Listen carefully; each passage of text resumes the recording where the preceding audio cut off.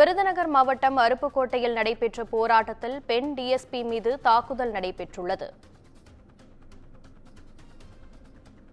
இதுகுறித்த கூடுதல் விவரங்களை எமது செய்தியாளர் செந்தில் வழங்க கேட்கலாம். வணக்கம் செந்தில், அந்த போராட்டத்தில் என்ன நடந்தது? எதற்காக டிஎஸ்பியின் தலைமுடியை பிடித்து இழுத்தார்கள்? மாவட்டம் கமுதி அருகே பெருமாள் தேவன்பட்டி பகுதியைச் சேர்ந்தவர் காளிக்குமார். சரக்கு வாகனத்தின் ஓட்டுநராக பணிபுரிந்து வரக்கூடிய இவர் நேற்று சரக்கு வாகனத்தில் திருச்சுழி நோக்கி வந்து கொண்டிருந்த போது, அதாவது திருச்சுழி நோக்கி வந்திருந்த போது இருசக்கர வாகனத்தில் வந்த அடையாளம் தெரியாத நபர்கள் 4 பேர் அவரை சம்பவ இடத்திலேயே அடிவாளால் வெட்டிவிட்டு தப்பி ஓடியுள்ளனர்.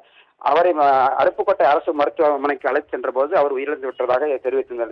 இது தொடர்பாக அவர் குற்றவாளிகளை உடனடியாக கைது செய்ய வேண்டும் என்பதை வலியுறுத்தி அவரது உறவினர்கள் அருப்புக்கோட்டை பிரதான சாலையில் இன்று மறியல் போராட்டத்தில் ஈடுபட்டனர்.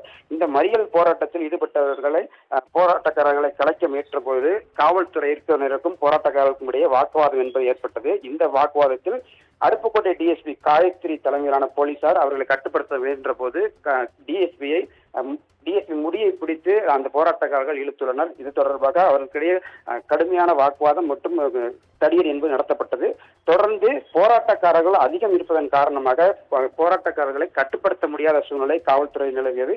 இதன் காரணமாக 1 மணி நேரத்திற்கு மேலாக அப்பகுதியில் பதட்டமான சூழ்நிலை காணப்படுகிறது. தொடர்ந்து சம்பவ இடத்திற்கு கூடுதலாக காவல்துறையினர் வரவழைக்கப்பட்டுள்ளனர். இருந்த போதிலும் சம்பவ இடத்திற்கு தென்மண்டல ஐஜி உள்ளிட்ட அதிகாரிகள் வந்துள்ளதாக அதிகாரி தரப்பில் தெரிவிக்கப்பட்டுள்ளது. உங்கள் விவரங்களுக்கு நன்றி செந்தில்குமார்.